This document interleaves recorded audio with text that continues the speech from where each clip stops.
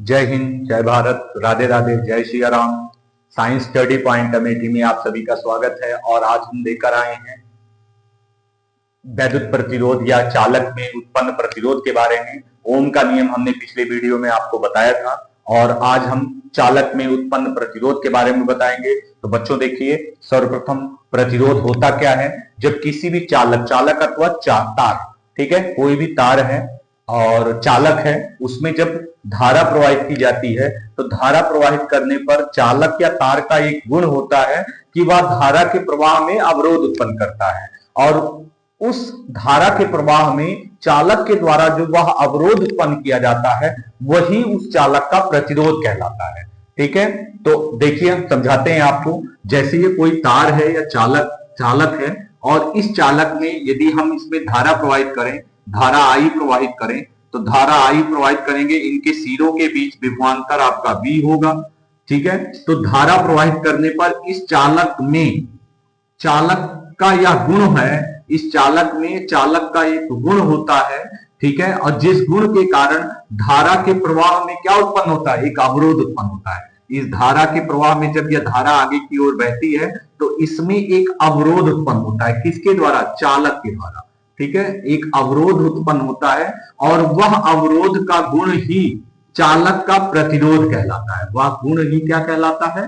प्रतिरोध कहलाता है। तो इसे चालक का विद्युत प्रतिरोध कह सकते हैं, हम चालक का प्रतिरोध कह सकते हैं। तो इस प्रकार से हमने आपको समझाया। अब हम आपको लिखकर बताएंगे इसको।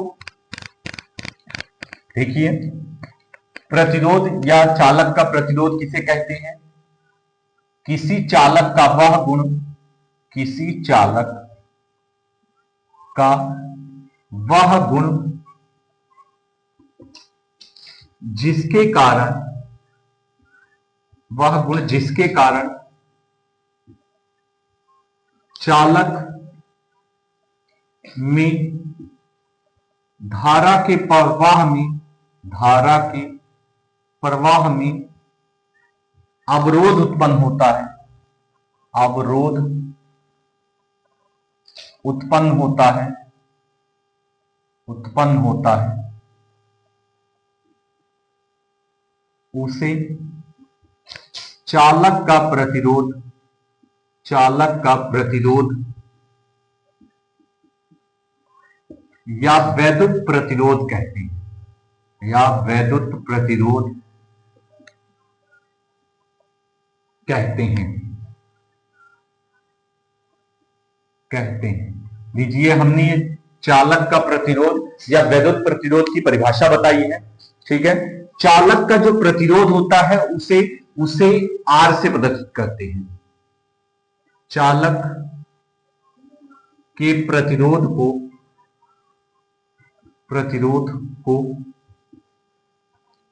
कैपिटल R से प्रदर्शित करते हैं, से प्रदर्शित करते हैं, करते हैं। ठीक है, इसे R से प्रदर्शित करते हैं और R इक्वल टू होता है V upon I, V upon I। ये हमने ओम के नियम में बताया था आपको। किसी चालक के सिरों के बीच विभवांतर और उस चालक में बहने वाली धारा का अनुपात एक नियतांक होता है जिसे चालक का प्रतिरोध कहते हैं। R क्या है? ये चालक का प्रतिरोध है। ठीक है, और इसका मात्रक जो होता है, प्रतिरोध का जो मात्रक होता है वो ओम होता है। प्रतिरोध का मात्रक हम लिख सकते हैं, का मात्रक ओम। प्रतिरोध का जो मात्रक होता है वो ओम होता है, या इसे हम इस प्रतीक से प्रदर्शित कर सकते हैं। ये प्रतीक है। ठीक है, तो ये हमने बताया प्रतिरोध के बारे में आपको। अब किसी भी चालक का जो प्रतिरोध होता है वो निम्न बातों पर निर्भर करता है।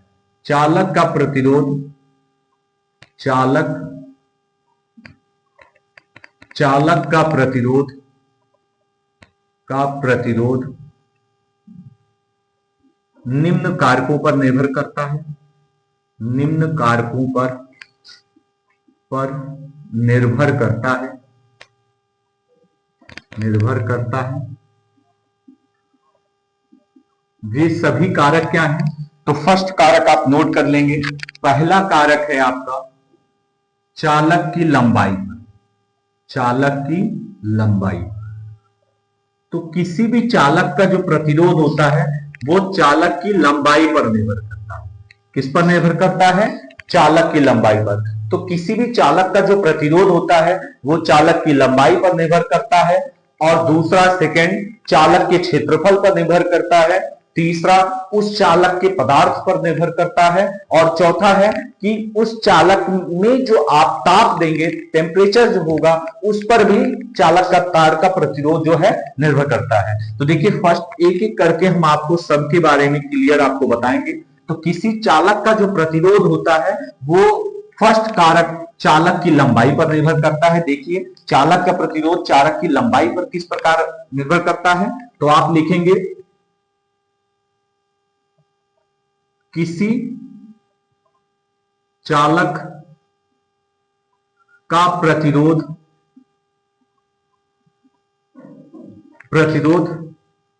चालक की लंबाई लंबाई L के समानुपाती होता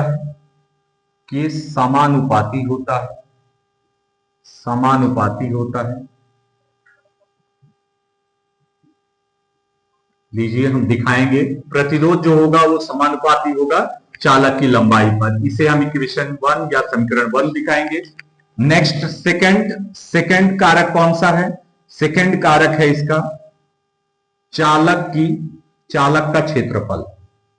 किसी चालक का जो प्रतिरोध होगा वो चालक के क्षेत्रफल पर निर्भर करेगा। चालक का क्षेत्रफल, तो क्षेत्रफल पर निर्भर करेगा। ठीक है, तो क्षेत्रफल पर किस प्रकार निर्भर करता है? हम लिखेंगे किसी चालक का प्रतिरोध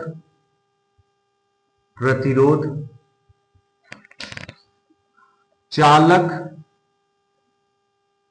के अनुप्रस्थ काट के क्षेत्रफल या चालक के क्षेत्रफल A के व्युत्क्रमानुपाती होता है।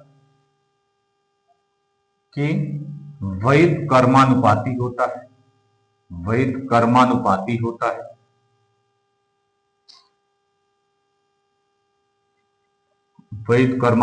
होता है। ठीक है, हम दिखाएंगे R1/A। लीजिए, ये इक्वेशन 2 है। तो लीजिए, तो किसी चालक तार का जो चालक का प्रतिरोध होता है वो चालक की लंबाई के समानुपाती होता है। और चालक का जो प्रतिरोध होगा वो चालक के क्षेत्रफल के व्युत्क्रमानुपाती होता है। ठीक है, इसी प्रकार से हम थर्ड दिखाएंगे। ये हम इतना मिटा देते हैं। हम आशा करते हैं आपने स्क्रीनशॉट ले लिया होगा। अगर स्क्रीनशॉट नहीं लिए हैं तो आप पीछे जाकर स्क्रीनशॉट ले सकते हैं, दोबारा आप देख सकते हैं। आपको समझ नहीं आता है तो आप बार बार रिपीट करके इसको देखिए। एक बार में समझ नहीं आता है, दोबारा देखिए, और मैं आशा करता हूं आपको जरूर समझ में आएगा। नेक्स्ट, थर्ड कारक जो है वो थर्ड कारक है किसी चालक का जो प्रतिरोध होगा वो चालक के पदार्थ पर निर्भर करता है। किस पर निर्भर करता है? चालक के पदार्थ पर। तो देखिए, चालक तार का पदार्थ पर निर्भर करता है। देखिए, पदार्थ पर कैसे निर्भर करता है? तो देखिए, तो जैसे हम जैसे लेते हैं हम कॉपर तथा नाइक्रोम का तार या चालक लेते हैं, तो होता क्या है? कॉपर चालक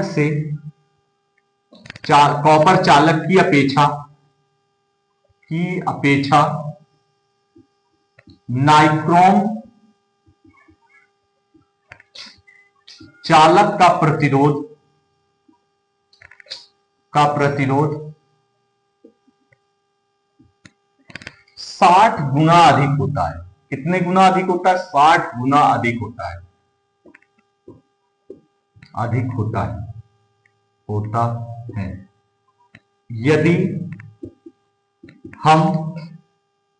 यदि हम दोनों चालक समान लंबाई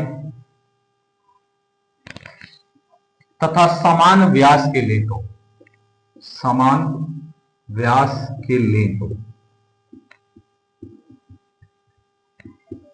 ठीक है।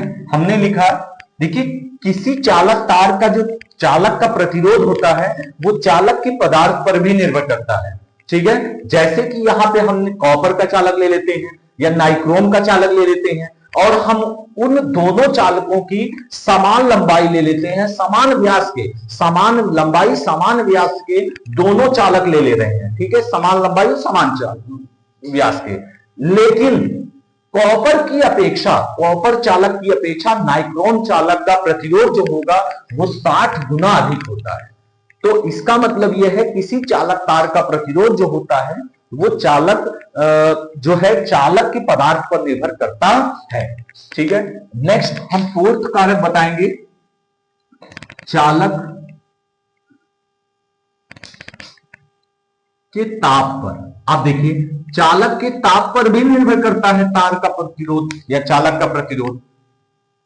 तो यदि किसी चालक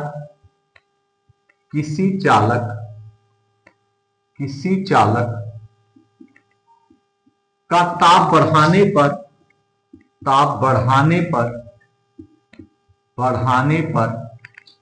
किसी चालक का ताप बढ़ाने पर प्रतिरोध बढ़ता है, जबकि घटाने पर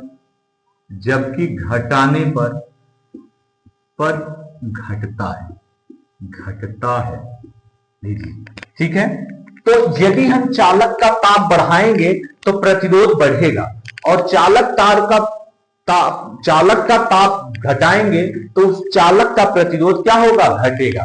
तो इस प्रकार ताप पर निर्भर करता है। देखिए चालक की लंबाई, अगर हम चालक की लंबाई बढ़ाएंगे तो क्या होगा? प्रतिरोध बढ़ेगा। लंबाई बढ़ाने पर प्रतिरोध बढ़ता है, लंबाई बढ़ाने पर क्या होता है? प्रतिरोध बढ़ता है, क्योंकि प्रतिरोध जो होता है लंबाई के समानुपाती होता है। प्रतिरोध बढ़ाएंगे, लंबाई बढ़ाएंगे तो प्रतिरोध बढ़ेगा, लंबाई घटाएंगे तो प्रतिरोध घटेगा। और चालक का क्षेत्रफल, देखिए यदि हम क्षेत्रफल बढ़ाएंगे तो प्रतिरोध घटेगा। प्रतिरोध क्या होगा? तब चालक का प्रतिरोध घटेगा, चालक का प्रतिरोध क्या होगा? घटेगा। तो ये आप व्युत्क्रमानुपाती का मतलब समझिएगा। चालक का प्रतिरोध जो होगा वो क्षेत्रफल के व्युत्क्रमानुपाती होता है। क्षेत्रफल बढ़ाओगे प्रतिरोध घटेगा, क्षेत्रफल घटाओगे, क्षेत्रफल घटाया जाएगा तो प्रतिरोध इंक्रीज करेगा, बढ़ेगा, प्रतिरोध बढ़ेगा, प्रतिरोध क्या होगा? बढ़ेगा। लीजिए, ठीक है। तो ये आपको समझना जरूरी है, ठीक है। क्षेत्रफल घटाओगे तो प्रतिरोध बढ़ेगा, क्षेत्रफल बढ़ाओगे तो प्रतिरोध घटेगा, लंबाई बढ़ाओगे तो प्रतिरोध बढ़ेगा। जैसे ताप बढ़ाने पर प्रतिरोध बढ़ता है, ताप घटाने पर प्रतिरोध घटता है। उसी प्रकार से पदार्थ जितना अच्छा होगा, ठीक है, उतना ही उसमें परिवर्तन होगा, जैसे कि हमने कॉपर और नाइक्रोम में मैंने बताया, ठीक है। तो इस प्रकार से ये हमने आपको चारों कारकों को आपको विधिवत हमने बताया। यहां हम मिटा देते हैं, ये सारी यहां तक हम बता चुके थे। ये आपका इतना, ये आपको हमने जितने भी कारक थे प्रतिरोध को प्रभावित करने वाले, चालक के प्रतिरोध को प्रभावित करने वाले, ये हमने उनके कारकों के बारे में बताया, ठीक है। अब इसके बाद हम देखिए, इसके बाद हम क्या कर सकते हैं? हम कह सकते हैं समीकरण 1 और 2 से, समीकरण 1 और 2 से, चूंकि हमने समीकरण 1 और समीकरण 2 बताया था। देखिए समीकरण 1 था R अनुक्रमानुपाते L, ये समीकरण 1 था, और दूसरा समीकरण था R व्युत्क्रमानुपाते A, ये सेकंड समीकरण था। तो ये सेकंड समीकरण था। समीकरण 1 और 2 से हम कहेंगे, समीकरण 1 और 2 से, 1 और 2 से। ठीक है, तो हम लिख सकते हैं R L upon A, L upon A. ठीक है, या हम लिख सकते हैं R is equal to rho L upon A. ठीक है, हम ये भी लिख सकते हैं। ठीक है, तो इसी प्रकार से हम लिख सकते हैं rho is equal to R into A upon L. ये लीजिए, ये भी हम लिख सकते हैं। लीजिए ये हम, तो जहां ये रो क्या है, ये रो क्या है, देखिए ये रो है, रो। अब रो क्या है, ये विशिष्ट प्रतिरोध, ये चालक का विशिष्ट प्रतिरोध कहलाता है। ये चालक का क्या कहलाता है, विशिष्ट प्रतिरोध कहलाता है। ठीक है, अब विशिष्ट प्रतिरोध क्या है आपको हम बताएंगे। विशिष्ट प्रतिरोध क्या है तो लीजिए बताएंगे। हमने कारक बता दिए, अब कारक के आधार पर ये हमने आपको सूत्र दिया है, और इस सूत्र जो है ये बहुत इंपॉर्टेंट है। ये आप जब न्यूमेरिकल सॉल्व करेंगे या आंकिक प्रश्न आप लगाएंगे तो उसमें इस फॉर्मूले का आपको यूज होगा। तो देखिए विशिष्ट प्रतिरोध क्या है, विशिष्ट प्रतिरोध। ठीक है, विशिष्ट प्रतिरोध। ठीक, तो विशिष्ट प्रतिरोध अब आपको बताएंगे। तो रो क्या है, विशिष्ट प्रतिरोध है। तो हम कहेंगे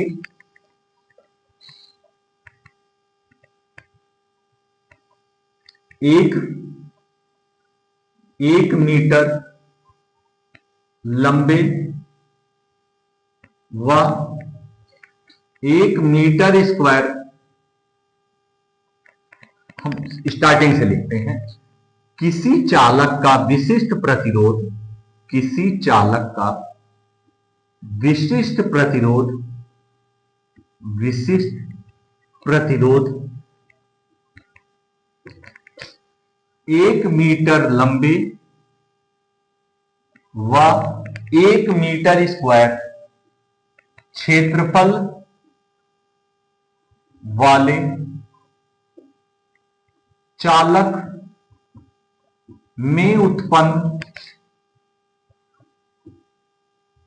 प्रतिरोध के बराबर होता है, के बराबर होता है। ठीक है, देखिए ये देखिए हम कह सकते हैं किसी चालक का जो ये विशिष्ट प्रतिरोध है, ठीक है, ये 1 मीटर लंबे और 1 मीटर स्क्वायर क्षेत्रफल वाले चालक तार में उत्पन्न प्रतिरोध के बराबर होता है। ठीक है, देखिए आर जो प्रतिरोध है, रो है, ये दोनों इक्वल है, बराबर है। ठीक है, तो हम 1 मीटर लंबाई वाला तार लेंगे और 1 मीटर स्क्वायर का क्षेत्रफल लेंगे, तो उस 1 मीटर लंबाई वाले और 1 मीटर स्क्वायर क्षेत्रफल वाले चालक तार में जितना प्रतिरोध उत्पन्न होगा वह उस चालक का विशिष्ट प्रतिरोध कहलाएगा। ठीक है, यही हमने कहा, किसी चालक का विशिष्ट प्रतिरोध 1 मीटर लंबे व 1 मीटर स्क्वायर क्षेत्रफल वाले चालक में उत्पन्न प्रतिरोध के बराबर होता है। ठीक है, चलिए हम इसका मात्रक बता सकते हैं। मात्रक क्या बताएंगे, तो विशिष्ट प्रतिरोध का मात्रक होता है, मात्रक हम बता सकते हैं। देखिए ये विशिष्ट प्रतिरोध है, तो आर का मात्रक ओम होता है। क्या होता है, इसका मात्रक ओम होता है, और इंटू ये क्षेत्रफल है, क्षेत्रफल का मात्रक मीटर स्क्वायर होता है। ठीक है, और अपॉन में क्या है, अपॉन में लंबाई का मात्रक भी मीटर होता है। तो हम ये मीटर से ये आपका एक कैंसिल हो जाएगा और आपका इसका मात्रक हो जाएगा ohm into metre, ohm into metre. लीजिए ये विशिष्ट प्रतिरोध का मात्रक है। यह जो विशिष्ट प्रतिरोध है यह चालक की लंबाई या चालक के क्षेत्रफल पर निर्भर नहीं करता। तो आप ये भी जान लीजिए कि विशिष्ट प्रतिरोध जो है किस पर निर्भर करता है। ठीक है, तो विशिष्ट प्रतिरोध किसी चालक का विशिष्ट प्रतिरोध, ये भी आप लिख लीजिएगा, ये नोट में आप लिख लीजिएगा, नोट में। ठीक है, नोट में आप लिख लीजिएगा, किसी चालक का विशिष्ट प्रतिरोध, विशिष्ट प्रतिरोध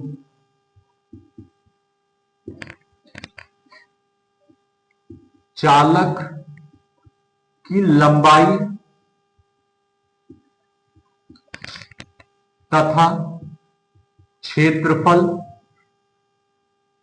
पर निर्भर नहीं करता, पर निर्भर नहीं करता, नहीं करता। यह केवल चालक के पदार्थ, चालक के पदार्थ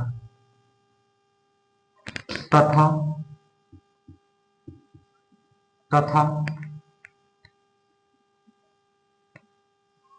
ताप पर निर्भर करता है, पर निर्भर करता है।